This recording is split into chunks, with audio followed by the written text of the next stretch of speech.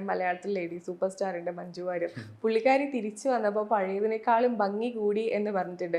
ഇത് മൊത്തം സർജറീസ് ആണല്ലോ എന്ന് പറഞ്ഞ ആൾക്കാരും ഉണ്ട്. എനിക്ക് തോന്നുന്നില്ല മഞ്ജുയുടെ കേസിൽ, മഞ്ജു വാര്യരുടെ കേസിൽ സർജറീസ് സാധ്യത വളരെ കുറവാണ്. മഞ്ജുയുടെ എനിക്ക് തോന്നുന്നു മഞ്ജു നല്ലോണം ലൈഫ് സ്റ്റൈൽ മാറ്റി എന്നുള്ളതാണ്. മഞ്ജു ഇപ്പൊ നോക്കിക്കഴിഞ്ഞാൽ ഒരു സൈസ് സീറോ ആണ്.